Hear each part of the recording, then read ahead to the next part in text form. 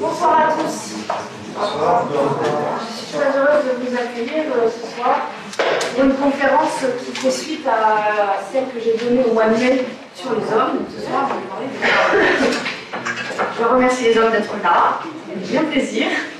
Alors donc, je vais vous parler de ce sujet en tant que conseillère conjugale et familiale et sexologue. Donc bien sûr, ce qui concerne la femme, ça peut donner lieu à des questions si vous le souhaitez à la fin en tout cas. Et voilà, je vais aussi vous transmettre un peu l'expérience de ce que je peux accompagner, voir, partager à travers les consultations ou les accompagnements du coup, que je fais. Alors le thème déjà vous donne un petit peu dans quelle perspective je me situe par rapport à la femme, mais ça va être l'occasion d'une discussion. Alors d'abord la définition de la femme. Il n'y a pas grand-chose de marqué. Hein. C'est juste que c'est un adulte de sexe féminin. Et en fait, c'est par opposition au fait que c'est plus une petite fille, c'est pas une jeune fille. C'est tout. Il n'y a rien d'autre. Sociologiquement, eh bien, ça va être suivant les cultures. Il est reconnu de sexe féminin la personne qui va avoir des attributions, des statuts, un rôle, des fonctions propres. Et on sait qu'il y a des ethnies dans le monde où ce n'est pas forcément la femme qui était féminin. Donc on est sur des particularités sociologiques et culturelles. En philosophie, les philosophes sont beaucoup intéressés aux femmes, dès les philosophes grecs. En philosophie, une femme, c'est à la fois celle qui est à l'origine de la société, puisque c'est elle qui porte l'enfant, c'est aussi son moyen, grâce au désir sexuel dont elle est l'objet, elle permet qu'il y ait cette reproduction, et son but, puisque une femme crée, occupe et fait avancer la société. On le reconnaît quand même. Alors la femme, du coup, vraiment, on remonte à l'Antiquité, s'est trouvée réduite à trois dimensions, la gestation biologique, la gestion familiale et la grâce culturelle. La femme dans l'histoire. Alors depuis la préhistoire, on dit que la femme est au foyer. C'est vrai, mais pas que. Les récentes recherches au niveau archéologique ont montré que les femmes chassaient aussi. Elles pouvaient s'occuper du dépeçage des animaux. Elles étaient aussi dans des fonctions que les hommes occupaient. Par contre, c'est vrai qu'un bébé ayant besoin pendant les 3 premières années de sa vie qu'on s'occupe particulièrement de lui, puisque c'est le seul mammifère, l'humain, qui ne sait pas se débrouiller pendant 3 ans, eh bien, la femme était plus chargée de s'en occuper et de l'élever. Ensuite, il y a eu la loi salique en France, qui est venue quand même un peu perturber une certaine égalité. Il a fallu gérer la succession des rois de France, et pour l'assurer, on a évincé de cette succession-là, mais à la base, la loi salique n'était pas pour ça. La loi salique permettait d'éviter la vengeance entre clans, entre familles. Ensuite, au Moyen-Âge, le XIIIe siècle, c'est un peu un anecdote pour les femmes. À ce moment-là, les femmes, elles étaient vraiment en pleine égalité avec les hommes. Elles étaient commerçantes, elles travaillaient, elles pouvaient décider au foyer. Et du coup, c'était très agréable pour elles. Ça a été aussi une période où l'Église catholique a fait mariage pour les protéger contre les violences et contre les répudiations et assurer que la dot ne soit pas non plus dilapidée n'importe comment. Puis après, on va arriver sur la Renaissance, où là, malheureusement, déclin de la place de la femme, avec même une trace dans la langue française, puisque c'est le masculin qui va l'emporter sur le féminin dans la langue française, ce qui n'était pas le cas avant. Et on va considérer que la femme peut avoir des comportements qui ne sont pas très sains. Je dirais en grande pompe, l'image d'Ève qui est tentatrice, etc. On sait aujourd'hui que ce n'est pas du tout l'interprétation théologique qu'on peut en faire, mais en tout cas, ça a été réutilisé. Au XIXe siècle, le jansénisme fait un peu mal parce que les femmes, vraiment, là, on leur demande de rester vraiment toutes sages, on les éduque à être des bonnes mères au foyer, etc. Et ça va jusqu'au fait, même au XVIIIe siècle, les poitrines bien visibles. Au XIXe siècle, elles sont habillées jusqu'au cou. Donc plus rien de visible, on ne montre rien. Ensuite, il y a la révolution sexuelle qui commence bien avant 1968, hein, qui commence au début du XXe siècle et même fin du XIXe siècle, avec des femmes célèbres, surtout anglo-saxonnes. Et on va avoir la création du planning familial aux États-Unis en 1921. Enfin, on va avoir la loi Neuwirth sur la légalisation de la pilule en 1967 et la loi Simone Veil pour l'IVG en 1975, qui a été définitive en 1979. Et avant, on a eu entre Freud, qui a quand même eu du mal un peu avec les femmes, parce qu'il ne les comprenait pas du tout. Et pour elle, elle n'était qu'hystérique, et le fait que les femmes aient un plaisir clitoridien témoignait de cette hystérie. Ensuite, on est sur la libération de la femme. Alors quand même, c'est important, parce que ça fait pas très longtemps que la femme a les mêmes droits que l'homme. Alors bien sûr, le droit de vote, le droit de travailler, le droit d'exister dans l'espace public, le droit de disposer de son corps pour la reproduction, le droit de pratiquer du sport, le droit au plaisir, le droit de disposer de ses biens, le droit d'éduquer ses enfants, ça fait quand même pas très longtemps, hein, l'autorité parentale partagée c'est 1987, transmettre son nom en 2001, et droit de porter un pantalon que depuis 2013.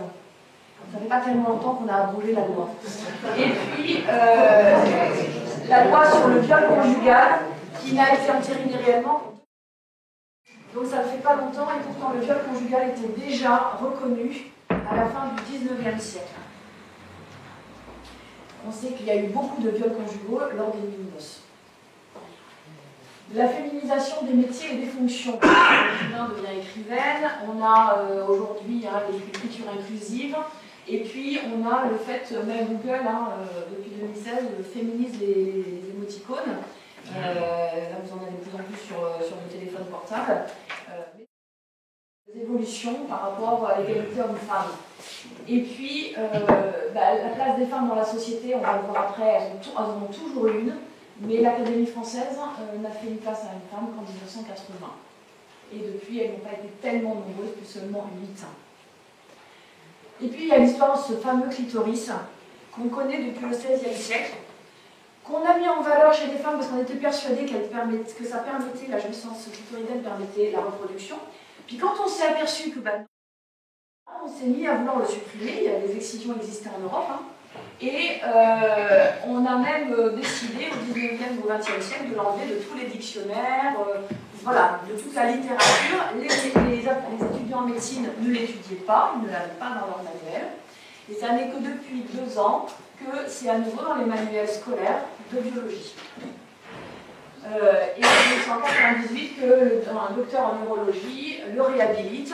Encore une fois, son dessin au XVIe siècle, un anatomiste vénitien l'avait découvert. Et c'est depuis très peu de temps qu'on le réhabilite d'un point de vue anatomique et d'un point de vue du plaisir.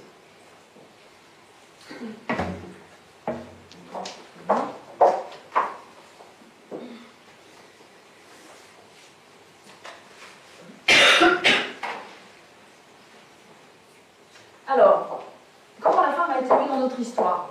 Vous allez me dire, c'est pas très positif ce que je mets, mais c'est beaucoup entendu, et ce qu'on peut encore entendre, avec ces 3 grandes catégories. Et malheureusement, on entend encore tous ces termes-là dans les chansons, on les entend dans les films, et on les entend dans les cours de récréation, et dans la rue. Et ça fait quand même plusieurs siècles que certains de ces termes sont utilisés. Et qui ont été banalisés.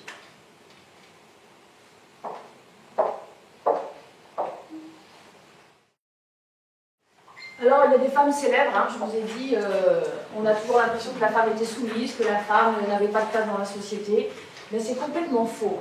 Derrière tout homme politique, derrière tout homme ingénieur, etc., qui a fait de belles découvertes, qui a pu gagner une guerre, il y avait une femme. Et on le sait, toutes ces traces historiques le démontrent, jusqu'à la femme de Mikhail Gorbatchev, qui a énormément œuvré pour le rapprochement, la fin de la guerre froide. Quand même aussi sur une croyance sur le rôle et la place des femmes. Or, on sait, alors je vous ai mis plein de noms, mais alors vous allez sur Internet, vous allez en trouver plein d'autres. Des sportives, on n'a pas attendu forcément le XXe siècle pour qui on est, on n'a pas attendu forcément des ingénieurs à la fin du XXe siècle, etc.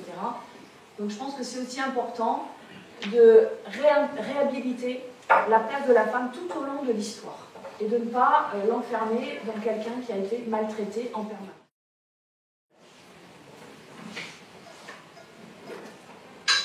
Alors le pouvoir des femmes, parce que justement on n'arrête pas de dire que les femmes sont soumises par l'homme, sauf qu'en fait c'est les femmes qui ont le pouvoir dans notre société et depuis la nuit des temps. Tout simplement parce que c'est elles qui portent l'enfant. L'homme ne peut rien faire sans une femme. On ne peut pas avoir d'enfant sans une femme. Et donc, anthropologiquement, ce qui est à la base de l'humanité, c'est la place du père. Alors aujourd'hui, ça pose beaucoup de anthropologique, philosophique, puisqu'on essaye de donner de plus en plus la place du père. Mais cette place du père, c'est celle qui fonde l'humanité. C'est celle qui permet à l'enfant d'être reconnu. Et donc finalement, la mère, qui a ce pouvoir de porter l'enfant, de se l'approprier, de se le garder, ben l'homme en est jaloux.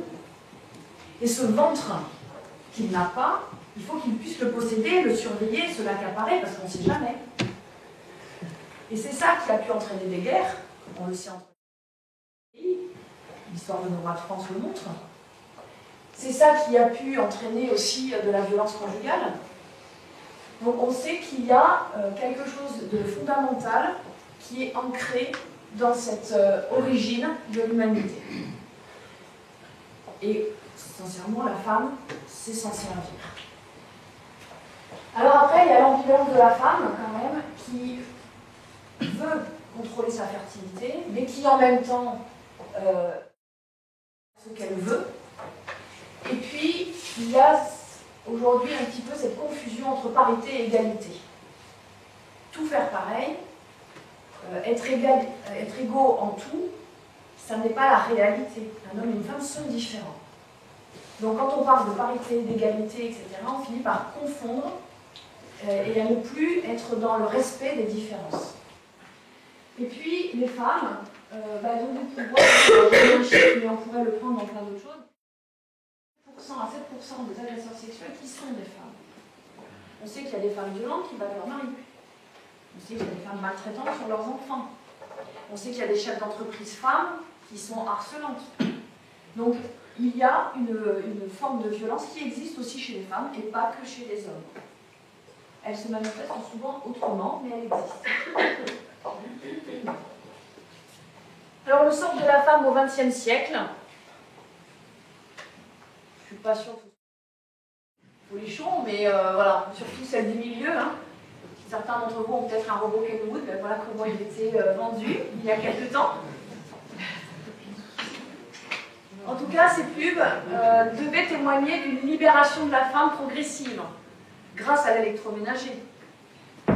Mais pour satisfaire monsieur, quand il rentrait, bien sûr.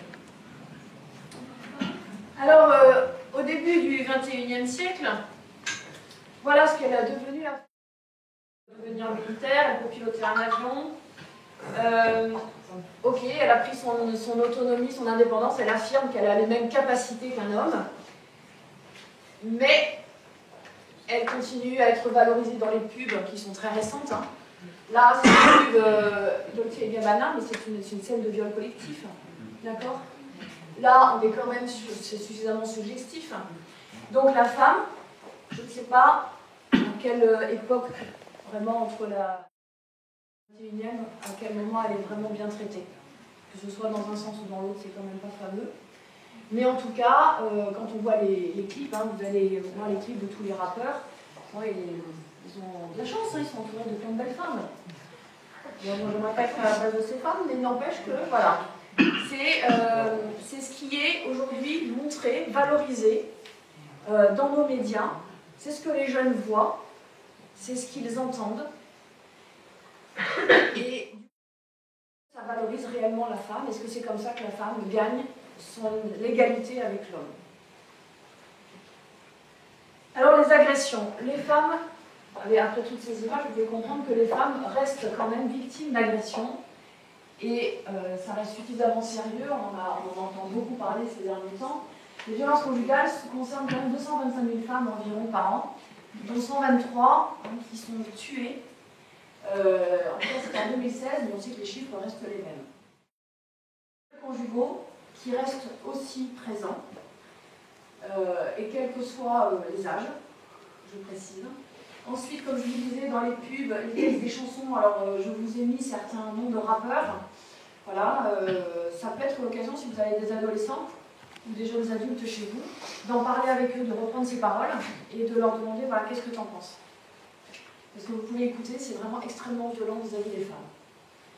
Ensuite, les jeux vidéo qui sont machos, hein, ils sont quand même vers les hommes. Et on est un peu comme Lara Croft, hein, les femmes sont présentées dans des tenues extrêmement légères qui valorisent leur forme, mais aussi elles peuvent être agressives. Donc voilà, c'est une certaine image de la femme. Et on en vient bien sûr à la pornographie, avec tous les stéréotypes au masculin et au féminin. Mais aujourd'hui, voilà, il y a 97% des jeunes de moins de 25 ans qui ont vu un film pornographique. Donc le stéréotype féminin du film pornographique est inscrit dans la représentation. Ensuite, il y a 12% des filles qui rapportent une agression sexuelle dans le milieu du sport. Je n'ai pas mis les chiffres de celles qui rapportent une agression sexuelle dans le milieu scolaire, dans le milieu du travail. Donc il y a dans tous les milieux, les femmes, les jeunes filles, les petites filles, malheureusement, sont victimes, pas forcément de viol, mais il suffit d'une main sur la fesse. J'ai eu dernièrement une jeune fille de 16 ans dans un lycée, son professeur lui a mis la main sur la fesse. Voilà. Ensuite, le harcèlement sexuel au travail. J'ai eu dernièrement une femme qui a vécu ce harcèlement sexuel au travail il y a 15 ans et qui n'a rien dit, parce que c'était une époque où on n'osait pas encore trop le dire, mais qui aujourd'hui n'en est toujours pas remise. Ensuite, la traque furtive, le stalking, je ne sais pas si vous connaissez, mais il y a 18% des femmes qui en sont victimes. Le stalking, c'est le fait d'être interpellé dans la rue, d'avoir recevoir un message sur Facebook, etc., qui est toujours pareil, un caractère sexuel et qui finit par devenir du harcèlement. Bien sûr, alors j'ai mis le frottisme dans le métro, hein, les hommes qui se frottent à vous en passant ou volontairement, le cyberharcèlement qui est très répandu et qui touche aujourd'hui beaucoup les jeunes, garçons comme filles, avec des faux profils. Il y a des sociétés dans le monde qui sont spécialement organisées pour créer des fausses fiches et provoquer ce cyberharcèlement auprès des jeunes de moins de 18 ans.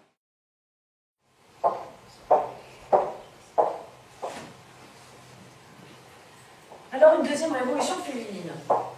En effet, nous sommes dans une deuxième révolution féminine. Il y a eu la première en 1971, avec le manifeste des 343 salopes, ces femmes qui ont osé, alors que c'était interdit, dire qu'elles avaient avorté, ce qui a provoqué quand même un énorme remous culturel et sociologique dans notre société.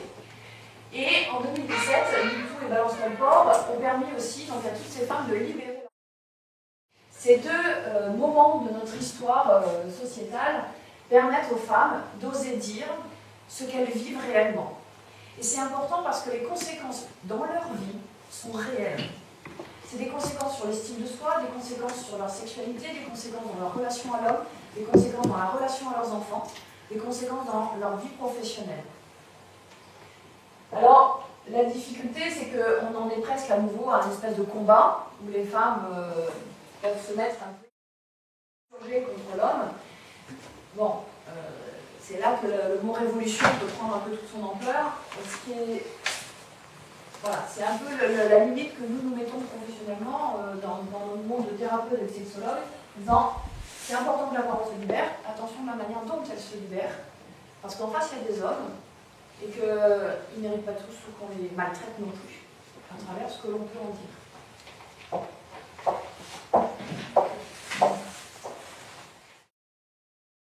Alors, l'impact de cette deuxième révolution féminine. Alors d'abord, les femmes vis-à-vis d'elles-mêmes. Elles ont eu un recours aux méthodes naturelles. Ça paraît surprenant, mais les femmes s'éloignent de plus en plus de la contraception chimique. Par rapport à l'écologie, par rapport au fait qu'elles veulent se réapproprier leur corps, par rapport à toutes les affaires, hein, bien sûr, autour des labos et de la justice. Ensuite, une sexualité plus libérée, par une meilleure connaissance de leur corps. Vous allez sur Internet, hein, vous avez énormément d'articles, vous êtes sur YouTube, des conférences qui vous parlent du féminin et du clitoris. Ensuite, une maternité réajustée et réaffirmée en lien avec une vie de couple et une vie professionnelle. C'est-à-dire que les femmes veulent vraiment choisir à quel moment elles veulent être mères, dans un projet conjugal, Et les générations Z sont de plus en plus dans cette réflexion. Les jeunes femmes sont prêtes à moins privilégier leur carrière que la génération dessus pour relaisser la place à une maternité et une vie de couple qui s'accomplit. Et puis, il y a la génération Google. Alors là, c'est totalement autre chose. Les salariés femmes, aujourd'hui, sont subventionnés par l'entreprise pour faire porter leur bébé par une autre femme, de manière à ne pas s'absenter du travail. C'est de la GPA à l'américaine. Ensuite, la femme est plus individualiste et autonome affectivement. Elle n'a pas peur de elle a moins peur que les hommes de se retrouver seule. Elle assume davantage sa solitude affective ou d'avoir des aventures de temps en temps, quand elle le souhaite. Et elle ose s'affirmer dans le monde professionnel avec une prise de responsabilité où elle va affirmer sa parole, affirmer sa différence, parfois un peu trop se masculiniser, mais en tout cas, elle ose s'affirmer.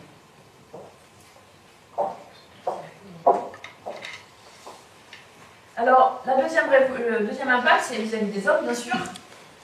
Revendication de parité et d'égalité, comme je le disais tout à l'heure.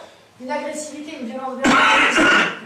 Je ne sais pas si vous avez des enfants, comment ça se passe dans la cour de récréation, mais ça fait quelques années que les jeunes filles ou les petites filles sont aussi violentes que les garçons.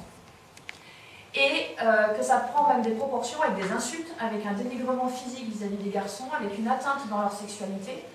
Et ça, c'est quelque chose de totalement nouveau et qui met les garçons en très grande difficulté. Le problème, c'est qu'on retrouve ça dans les couples. Et donc, ça m'arrive dans mon cabinet d'avoir des femmes qui sont violentes, qui sont agressives avec leur conjoint et qui n'en ont aucune compassion. Ça le gêne, c'est pas grave. Voilà, donc il y a une revendication dans le pouvoir qui va au-delà de la réalité d'un pouvoir. En réalité, ça devient de la violence. Et on le voit quelquefois sur certaines femmes politiques ou chefs d'entreprise, dans la manière dont elles s'expriment. Je ne sais pas si ça vous est déjà arrivé, mais on se dit, si un homme parlait comme ça ne passerait pas. Pourquoi ce serait plus autorisé pour une femme? Ensuite, elles sont quand même toujours en difficulté pour exprimer leur sensibilité et leur douceur. Parce qu'elles finissent par être comme des hommes et se disent, si j'exprime ma sensibilité ou ma douceur, je vais devenir fragile et faible. Finalement, elles veulent ressembler à des hommes et elles se mettent à ressembler à des hommes. Et aujourd'hui, ça fait se perdre la femme et elle a du mal à se retrouver. Et il y a quand même beaucoup de femmes qui se retrouvent en grande difficulté à l'intérieur d'elles-mêmes en se disant, je ne sais plus où je suis, je ne sais plus qui je suis. Je voudrais être douce, mais je ne sais plus comment faire. J'ai peur. Si je le suis, qu'est-ce qu'on va me faire? Donc finalement, la femme n'arrive plus à être elle-même. Alors, ce que fait une femme aujourd'hui, elle fait de longues études, elle travaille par choix. Ensuite, elle est indépendante financièrement dans ses loisirs et socialement. Elle gère sa contraception et le désir d'enfant. En 2000, 90% des 15-29 ans ont une contraception, dont la pilule. Les méthodes naturelles sont maintenant, comme je vous disais tout à l'heure, mises en place par 9,5% des femmes, donc des couples, puisque ça se fait en couple. L'augmentation du délai entre la première relation sexuelle et la première maternité de 10 ans. Par rapport à ce qui se passait encore il y a 20 ans. Et ensuite, il y a plus de 200 000 IVG encore par an. Une sexualité assumée. Les femmes ont 2,2 partenaires avant 19 ans et 4,4 dans leur vie. Alors, elles ne disent pas toute la vérité. Il y en a un peu plus après 19 ans, je peux vous le dire. Et ensuite, les hommes, ils disent 3,2 avant et 11,9, ils sont un peu plus sincères. Voilà. Et ensuite, 33% des femmes sont infidèles. C'est un minimum, toutes ne le disent pas. Il faut savoir que c'est 55 chez les hommes. Donc les femmes qui n'étaient que 10% dans les années 70 à se déclarer infidèles sont 33% aujourd'hui. Et ensuite, elles sont en majorité à l'initiative d'un divorce. Et pourtant, la femme en 2018, on en parle encore comme sa pauvre charge mentale. Cette charge mentale, en fait, qu'est-ce qui l'explique? C'est que les femmes sont multitâches. Elles sont comme des armoires. Vous ouvrez l'armoire, vous voyez tout dedans. Ben, une femme, il y a tout dedans. Voilà. Donc elle est capable de se dire, le matin en partant du travail, surtout, il ne faut pas que j'oublie d'appeler maman à midi, et puis il faut que ce soir, je pense à aller chercher du pain, et en plus, il faudra que j'étende ma machine. Et le matin, il faudra que je la vide, etc. Et elle enchaîne. Pendant que monsieur, lui, il se dit, bon, je pars au boulot. Et c'est tout. Et quand il rentre chez lui, il dit, je rentre chez moi, je mon temps, qu'est-ce que j'ai à faire? Plus tard. Et pendant ce temps-là, madame est autour. Alors le plus tard, c'est maintenant, donc je fais tout.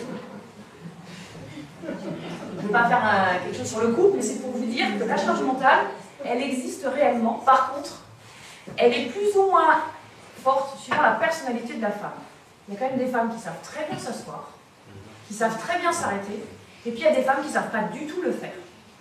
Et elles ont besoin que les messieurs à côté les y obligent un peu, et de prendre le relais. C'est-à-dire que quand madame dit « s'il te plaît, aide-moi », ce serait gentil de l'aider. Alors les qualités spécifiques d'une femme.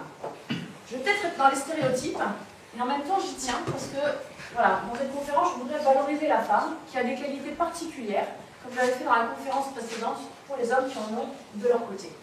Elle est douée pour la relation, à l'écoute et plus empathique. Et ça, c'est prouvé en psychologie au niveau du cerveau. La femme est plus empathique. Elle a au niveau du cerveau tout ce qui est autour de la parole beaucoup plus développé. Alors oui, les femmes sont bavardes, d'accord, mais pas toutes non plus. Et elles ont besoin en effet d'échanger, elles ont besoin de comprendre, elles ont besoin de savoir comment va l'autre, parce qu'elles se soucient de l'autre. Elles se soucient que la relation se passe bien, elle a envie de paix autour d'elle, et elle a envie de mettre de la joie. Ensuite, elle est très au cœur de ses émotions, même si elle ne sait pas bien les exprimer, elle les ressent. Et elle est dans l'affection. Elle a besoin de démonstrations affectives, même si elle ne sait pas bien la demander. Elle a la mémoire des mots, des personnes et des événements. Alors ça aussi, ça dépend des femmes, mais c'est vrai qu'il y en a, elles se souviennent de ce qui s'est passé 3 ans avant, quand leur compagnon leur a dit la phrase qu'il ne fallait pas dire. Lui, il ne s'en souvient pas, mais elle va le ressortir. Alors c'est gênant dans ces moments-là, mais quand par contre tous les deux ils vont à un dîner et que lui se dit c'est qui eux, elle est contente qu'elle lui dit. Et puis la femme, donc je disais, est multitâche dans sa façon de penser. Elle est dans l'être et la parole, l'homme est plus dans l'avoir, je possède. La femme, elle est dans je suis avec toi. Elle est attentionnée, elle est dans sa sensibilité, elle a de la force et du courage. On le dit souvent en plaisantant, est-ce que les hommes arriveraient à supporter une grossesse, un accouchement, etc. Ça demande de la force physique et ça demande une force aussi morale et psychologique. Parce que ça demande la femme va se sentir responsable de cet être qu'elle porte et qu'elle va commencer à élever, à accueillir au départ. Et puis, il y a ce courage. On sait qu'il y a beaucoup de révolutions, il y a beaucoup de revendications, mais constructives pour la société. Ce sont les femmes qui sont en première ligne. Ce sont les femmes. Et elles ont ce courage, pourquoi? Parce qu'elles ont cette vision du bien pour l'autre, du bien avec l'autre. Donc ce n'est pas un combat en premier. Et la difficulté aujourd'hui, c'est que les femmes se mettent dans un combat avant d'être là-dedans. Et finalement, ça les dessert. Alors la maternité. Depuis la nuit des temps, je vous l'ai dit tout à l'heure, on est femme parce qu'on est féconde. Et que du coup, on a des enfants. Les pauvres femmes qui n'arrivaient pas à avoir d'enfants, on peut dire rejetées, mises de côté. Le désir de grossesse et l'âge de la grossesse, aujourd'hui, ont évolué. Et il y a de plus en plus de grossesses après 40 ans. Alors, est-ce qu'il existe un instinct maternel? Alors, les études se contredisent. Dernièrement, il y a eu une étude, elle est toute récente, en 2017, une étude montrant, auprès de femmes par le monde entier, que lorsqu'une femme a un bébé et qu'elle l'entend pleurer plus facilement qu'un homme, il y a des parties de son cerveau qui se déclenchent automatiquement, qui ne se déclenchent pas chez l'homme. Mais on sait qu'il y a un instinct paternel quand même. Pourquoi? On le voit surtout chez des hommes qui sont assez introvertis, qui ont du mal à montrer leur affection. Dès qu'ils ont leur enfant dans les bras, ils deviennent tendres, ils arrivent à s'exprimer et à être en lien. Donc ça veut dire qu'il y a aussi un instinct paternel qui se déclenche à ce moment-là. On sait que les hormones jouent, notamment la prolactine, mais pas que. L'ocytocine est aussi bien chez les hommes que chez les femmes. Simplement, chez les femmes, elle est déclenchée lors de l'accouchement même. Et du coup, je dirais l'attachement se fait, dans la théorie, immédiatement. Voilà. Ensuite, il y a quand même des femmes qui supportent mal leur grossesse, qui n'aiment pas se voir enceintes, qui n'ont pas envie d'enfant, qui le déclarent et qui le disent bien fort. Il y a la dépression postpartum, 18% des femmes, hein, c'est quand même pas rien. Et ça veut dire que les femmes peuvent aussi mal vivre le fait de devenir mère. Ce n'est pas une évidence. Puis il y a les femmes capables de déni de grossesse, celles qui sont en carence de soins vis-à-vis de leurs enfants, en négligence, en maltraitance, en infanticide. Je vous ai mis des chiffres à Rome, hein, mais aussi en 2015, il y a encore 164 000 enfants qui sont placés dans les foyers d'enfance. Ce qui n'est pas rien non plus, c'est-à-dire des mamans qui n'arrivent pas à assumer leurs enfants. Ensuite, il y a le poids social, éducatif, l'estime de soi, la protection de soi. Quand une femme a 35 ans et qu'on lui dit « bah alors, t'as toujours pas d'enfant ?» on la culpabilise, on lui met une pression, on lui dit bah, « t'es pas une femme accomplie, etc. » Et puis alors aujourd'hui, il y a une pression sociale. On existe parce qu'on est à la sortie d'une école. Donc si je ne suis pas à la sortie d'une école, je n'existe pas. Ou alors il faut que je fasse une carrière professionnelle qui me donne une place particulière. Être maman et mère. Alors, on est papa et père, on est maman et mère. Alors d'abord, bien sûr, mon enfant. Une femme, quand même, c'est son enfant. Et elle n'est pas la même avec son fils ou avec sa fille. Les mamans, vis-à-vis de leur fils, elles le serrent beaucoup contre elles se le gardent. Mon fils. Et par contre, leur fille, c'est ma fille, mais je la mets à distance beaucoup plus facilement. Et même à l'adolescence, ça se voit. La fille, elle devient une rivale. On le sait, hein, les filles à l'adolescence, elles ont un peu besoin de mettre. Elles deviennent une belle femme, elles ont besoin de pouvoir s'épanouir. Mais par contre, le fils, il ne fera rien contre sa maman, c'est sa maman. Et le problème, c'est qu'il y a des mamans qui restent un peu trop maman longtemps et qui empêchent leur fils de faire de la place à une femme dans leur vie. Elles ne comprennent pas, hein, mais voilà, alors, il y a des mamans qui restent mamans alors qu'elles sont grand-mères. Elles sont un peu mieux éduquées que la maman qui est là. Donc c'est important en tant que femme aussi de se dire, je suis maman, j'accomplis mon rôle de maman, mais à un moment donné, ça s'arrête. Mon enfant devient adulte, il se prend en charge, il devient autonome, je reste quelqu'un de référent. Mais en face de moi, j'ai un homme, j'ai une femme. Voilà. Donc souvent, ce n'est pas les enfants qui ont du mal à couper le cordon, ce sont les mamans. Ensuite, la maman, c'est la première figure d'attachement. Alors ça lui fait peser une grosse responsabilité. Parce que ça veut dire que si cette figure d'attachement, il y a une faille affective qui se crée. C'est toujours possible de réparer, hein. La résilience, elle existe à n'importe quel âge.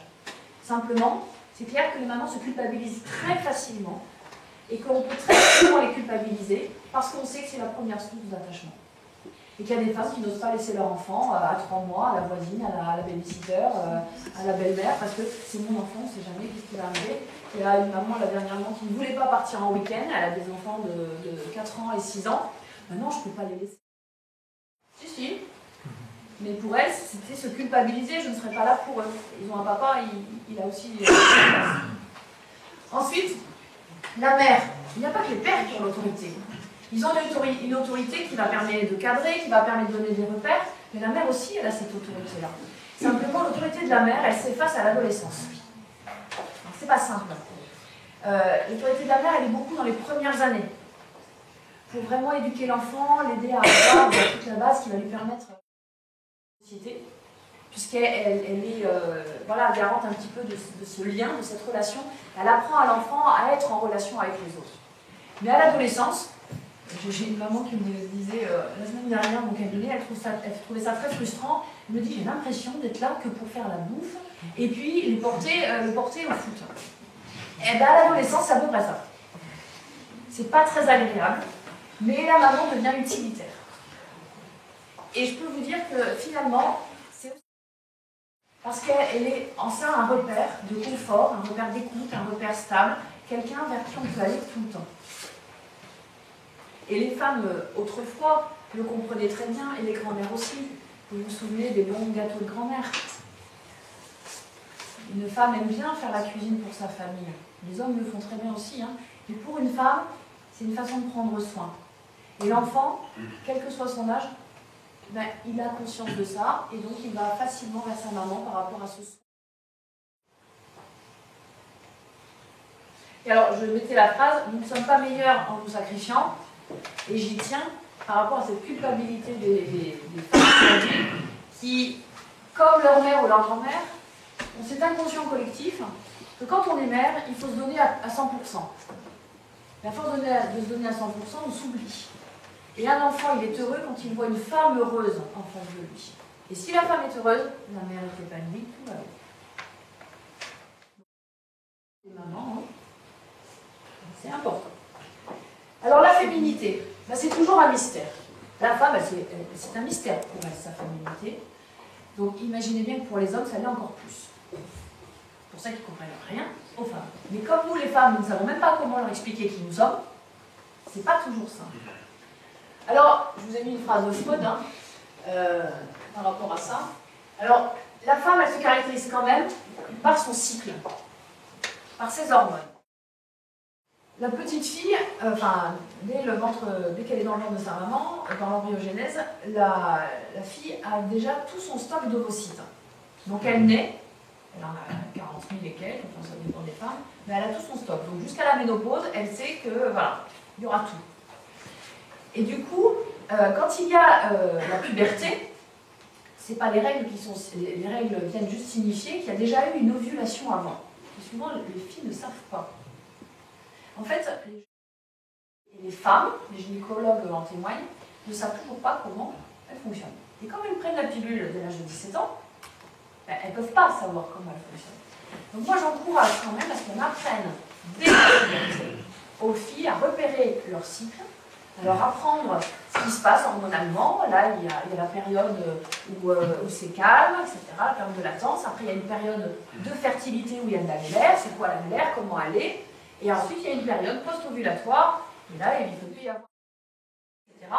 Et c'est le jeu des hormones, et c'est pas toujours 28 jours, ça peut être 20 comme ça peut être 50, etc., etc. Du coup, de permettre à la fille aussi de ne pas voir mon cycle, ça y est, j'ai encore mes règles, mais il se passe quelque chose dans mon corps, parce que le corps d'une femme, il se prépare tous les mois à donner la vie. Et c'est pas rien. Et on sait que ça a une influence sur son humeur. Les femmes, lorsqu'elles sont en pleine période de fertilité, séduisantes, souriantes, elles ne vous crient pas dessus, elles voient tout rose, tout va bien. Par contre, quand les règles arrivent, à peu près 10 jours, certaines c'est 15 jours avant, mais donc c'est toute la deuxième période, certaines ça va être la veille. Ben là, il y a un pic de mauvaise humeur, une irritabilité, elles grossissent, elles se sentent pas bien, elles ont mal à la tête, elles ont mal au ventre, elles dorment mal. Voilà. C'est pas pour ça qu'elles sont pénibles, c'est juste qu'il se passe quelque chose hormonal. Elles ne maîtrisent absolument pas. Et puis il y a la ménopause, avec la pré-ménopause. Parce qu'en fait, on parle beaucoup de la ménopause, mais il y a la pré-ménopause, donc pendant les 5 ans avant à peu près, entre 2 et 5 ans avant, où déjà c'est moyennement drôle. Puis après il y a la ménopause, et là c'est chouette, c'est fini. Alors avant c'était dramatisé cette ménopause. C'était oh c'est l'horreur, on a plein de problèmes, etc. Et aujourd'hui les femmes ménopausées, ça fait. C'est génial. On peut faire ce qu'on veut quand on veut. Et c'est pas parce qu'on est ménopausé qu'on perd le désir. C'est pas parce qu'on est ménopausé qu'on ne peut plus rien faire. Voilà, les femmes peuvent continuer leur sexualité de la même manière avant et après la ménopause. C'est sûr qu'il peut y avoir des soucis de lubrification, c'est sûr qu'il peut y avoir un peu moins de désir, mais voilà, le désir n'est pas qu'hormonal. Et la lubrification n'est pas non plus qu'hormonale. Ensuite, il y a donc interne. Pourquoi pour la femme, elle est elle-même un mystère pour elle-même? Parce qu'il y a une partie de son sexe qui est interne. Contrairement au petit garçon qui se tripote depuis tout petit, il sait, hein, il voit, il sait, il touche. Puis il voit comment ça réagit, c'est super. La fille, c'est beaucoup plus compliqué, même son clitoris, il faut qu'elle aille à la recherche. Donc c'est toujours qu'est-ce qui se passe, comment je suis. Et c'est une des raisons pour lesquelles les femmes sont bavardes. C'est comme elles vivent dans un mystère perpétuel. Quand il leur arrive quelque chose, pas que dans la sexualité, il faut qu'elles aillent vérifier. Pareil.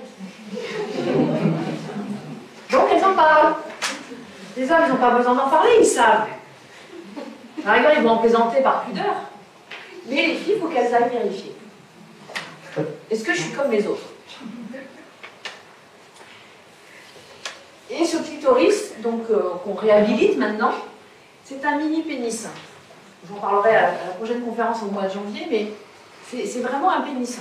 Donc en fait, les femmes ne savent pas. Et du coup, le point G, je vous le dis tout de suite, il n'existe pas. Voilà, donc vous ne le cherchez plus. Voilà. Cool. Et puis, j'en parlerai tout à l'heure dans la sexualité à nouveau. Ensuite, il y a toutes les... La féminité, elle s'est construite avec quoi? Avec la manière dont on a été éduqué. Comment mon père m'a regardé, comment ma mère m'a regardé, qu'est-ce que ma mère m'a dit de la femme. Et alors, les injonctions maternelles, on va avoir de tout, puis même les injonctions de la grand-mère, de l'arrière-grand-mère qui se transmettent, qui générationnel peut être assez fort. Il y a quand même quelques familles dans lesquelles on a bien dit attention aux hommes, méfie-toi, ou alors ne va pas dans la sexualité parce que à part avoir des enfants, ça sert à rien, c'est désagréable. Donc voilà, des messages qui sont passés et qui restent encore, hein, qui ne sont pas forcément très valorisants pour la femme que l'on peut être. Et puis il y a bien sûr tout ce qui se passe dans la religion, il y a ce qui se passe au niveau culturel. Il y a quand même beaucoup de pays dans le monde où on continue les excisions. Alors, c'est pas parce qu'une femme est excisée qu'elle ne peut plus avoir de plaisir clitoridien, puisqu'il y a une partie qui est interne. Et elles sont en train de le découvrir. Mais en tout cas, on peut aller jusqu'à l'infibulation, je vous en parlerai tout à l'heure. Ensuite, on a toutes les blessures et les traumatismes. Alors, on peut parler des agressions que la femme a pu vivre, qui laissent une trace. Encore une fois, ça a eu un impact sur leur manière de se... qui ne peuvent plus se regarder dans la glace après avoir été agressées. Il y a des femmes qui se laissent grossir, comme ça elles se disent « c'est sûr, je ne serai plus agressée ». Donc ça a un impact sur leur féminité, sur la manière de se voir. La femme dont je vous parlais tout à l'heure, qui a vécu du harcèlement sexuel au travail, à partir de ce moment-là, elle a arrêté de se maquiller. Ça fait 20 ans qu'elle ne se maquille plus. Ensuite, il y a un chemin personnel. Ce chemin personnel, il est unique à chaque femme. Il n'y a pas une définition de la féminité. Là, le corps de cette chère femme, qui s'appelle Kate, c'est actuellement le corps plastique, esthétique, qui est préféré par les hommes. Voilà. Autant vous dire qu'elle est unique. Donc aucune d'entre nous ne sera pareille. Et du coup, c'est comment, en tant que femme, on peut être fière d'être nous-mêmes avec notre corps, notre façon de penser, et du coup d'être créative avec ça. Et on le voit avec des personnes, des femmes qui sont plutôt fortes, elles peuvent avoir une créativité habillée, on le sait très bien en termes de mode, et aujourd'hui elles font des défis comme n'importe quel mannequin. Ensuite, il y a oser être soi, différente sans peur des jugements, et notamment des jugements masculins. Parce que finalement les femmes veulent se libérer, mais qu'est-ce qu'elles sont sensibles au regard de l'homme, même le regard d'un homme dans la rue. Pourquoi il m'a regardé comme ça? Ça va pas? Avant de se sentir agressée, elle va se demander qu'est-ce qui allait pas. Et alors si c'est le regard, c'est encore pire. Quand une femme regarde une autre femme et la dévisage de haut en bas, c'est jamais bon signe. Et puis, avoir confiance en soi, en ses idées. Et la femme, je ne l'ai pas mis dans la qualité tout à l'heure, mais la femme a une très grande intuition. Cette intuition-là, comment la femme y fait confiance? Comment elle écoute ce qui fait oui ou ce qui fait non réellement en elle? Est-ce qu'elle se l'autorise? Est-ce qu'elle ose après le dire? C'est oui, c'est non. Les femmes ont des non et des limites que les hommes. Ensuite, c'est exprimer cette sensibilité et ces émotions. Ça n'est pas une faiblesse. Je vais vous dire, nous sommes tous fragiles. Et nous avons tous des émotions. Il y a un homme qui vous dit non, j'ai pas d'émotion, mais qui va se mettre en colère 2 minutes après, il a une émotion. Donc, on a toutes les émotions, on les gère de manière différente. Donc, oser les dire, oser les exprimer, ça reste une bonne chose. Elle va aider l'homme à accéder à ses émotions. Elle va aider l'homme à oser les dire lui-même.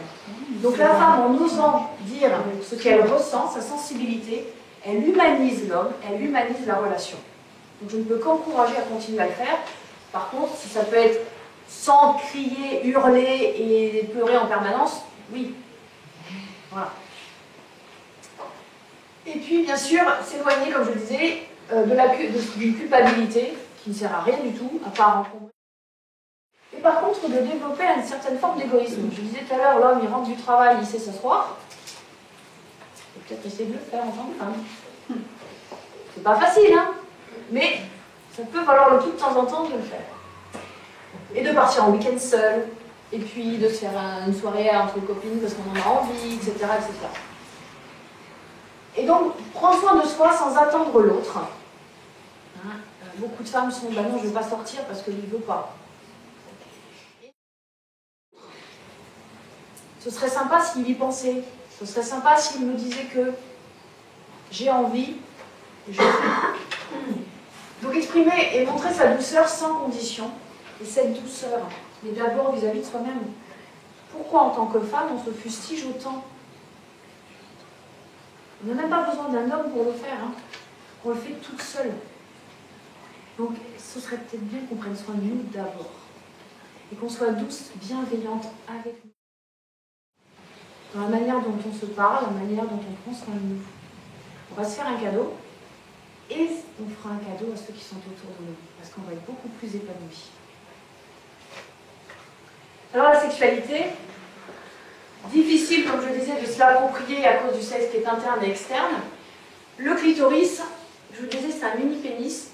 Il n'y a pas de zone de point G, parce qu'en fait, le clitoris, je vous ai fait le schéma là-haut, il a une partie donc externe et la partie qui est autour du vagin. Donc quand il y a une pénétration, lorsque la femme a une jouissance vaginale, en fait, c'est le clitoris. Donc si elle se connaît bien, elle va pouvoir jouir globalement avec le clitoris. Ensuite, aimer son corps, le regarder, le toucher, le laisser toucher. Le corps, c'est soi-même, ce n'est pas qu'une enveloppe.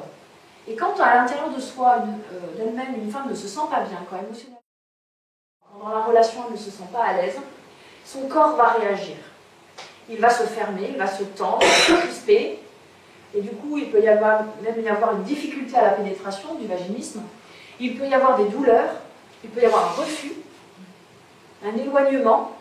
C'est pas forcément qu'elle ne veut plus l'autre, c'est qu'elle n'y arrive pas. Ensuite, l'homme va l'aider. Souvent, c'est les hommes qui aident les femmes pour ça, mais les femmes s'épanouissant de plus en plus par elles-mêmes, c'est de réconcilier le corps, le sexe, le désir, les sentiments.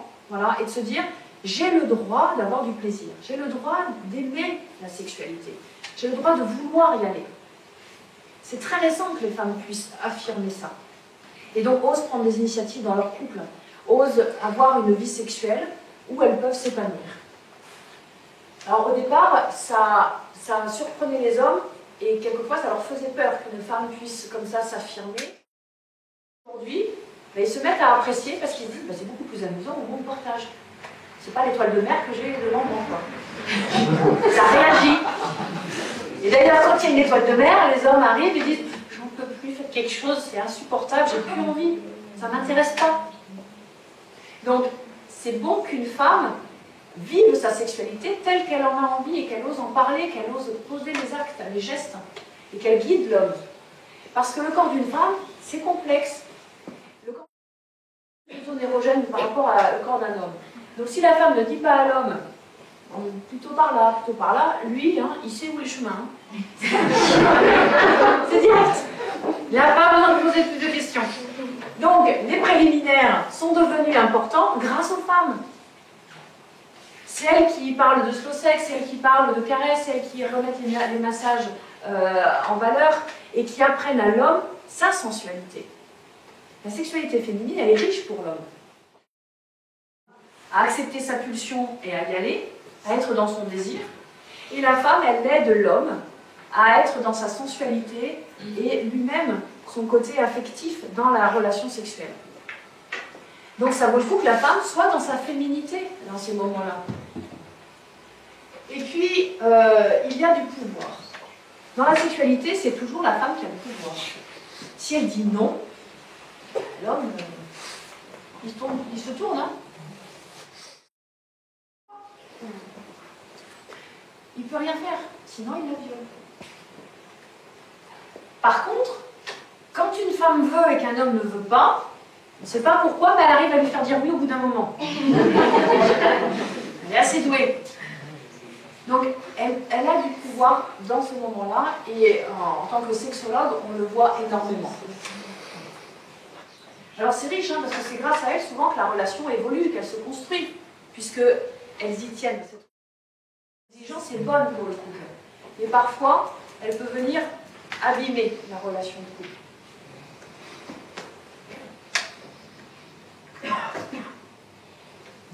Soyez fiers des femmes.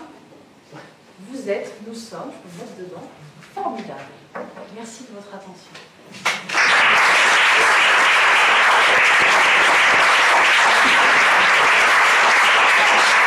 Désolée, je vous ai mis des citations.